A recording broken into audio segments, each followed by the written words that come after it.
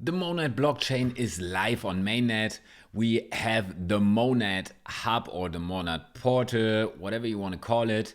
In this video, I'm going to give you a quick rundown on what you can do in the portal, explain the different things, how to swap, how to bridge, and all of that, how to find the different dApps in a very short breakdown. So let's get started with the Mainnet mainnet. This is the Mainnet portal. You can find it under app.mainnet.xyz.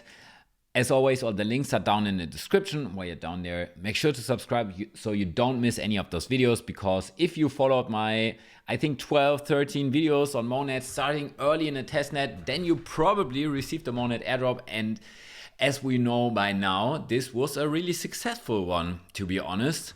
The price climbed quite a bit after a short dip. And yeah, I hope a lot of you made a lot of money with this. Now, let's get started. Build different, build on Mainnet. This is their slogan.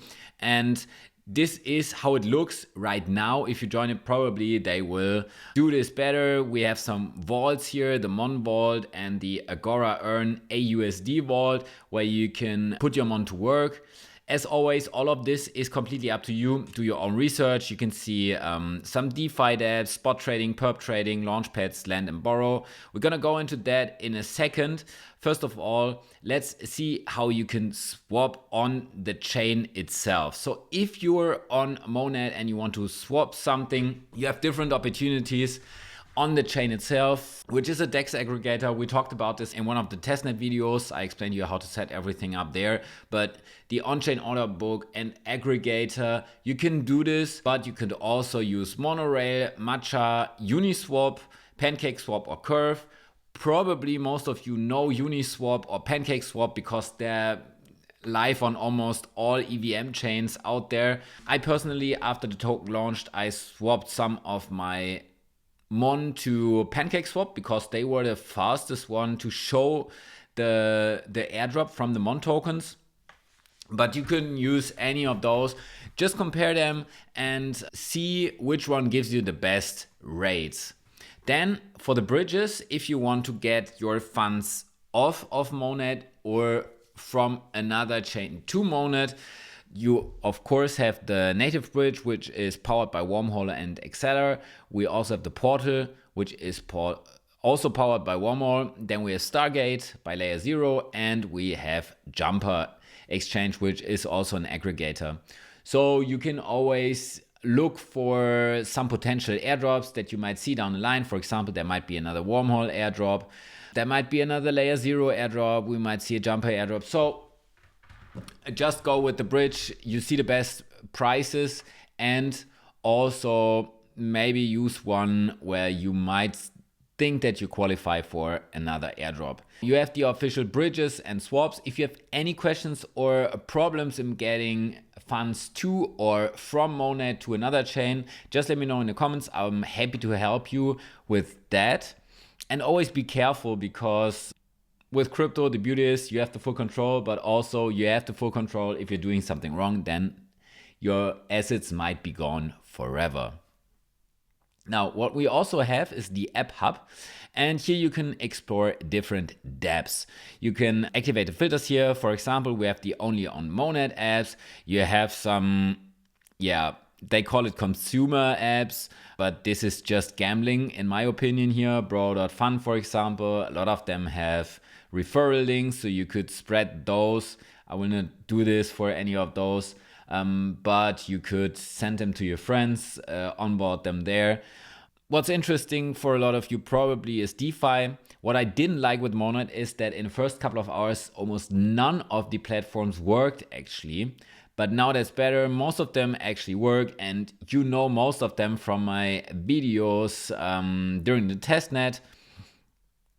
For example, you can filter the different launchpads, for example, net.fun, Kuro, and so on. If you're interested in yield or lending, borrowing, then you can see the dApps here.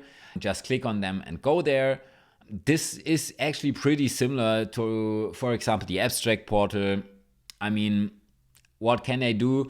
One thing that they don't have, that abstract has, is the experience points, but they have the rewards.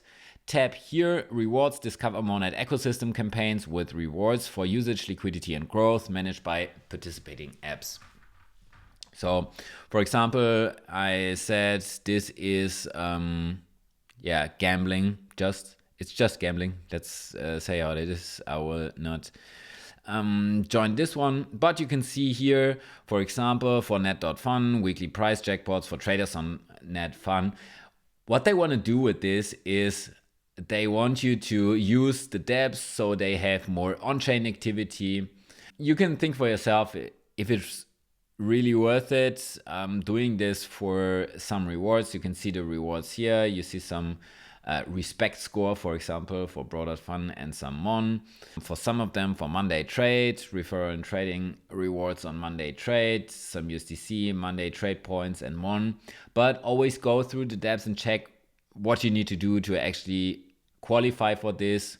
Most of the time, it's not worth doing something just for the rewards. This is just a nice add-on for, in my opinion, if you're using an app or platform anyways, it's always good to check the rewards and see if you maybe qualify for some of those.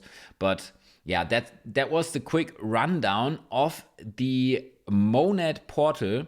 If you have any questions around anything in the portal, how to bridge, how to swap, how to do different things on the chain, just let me know in the comments, ask your questions.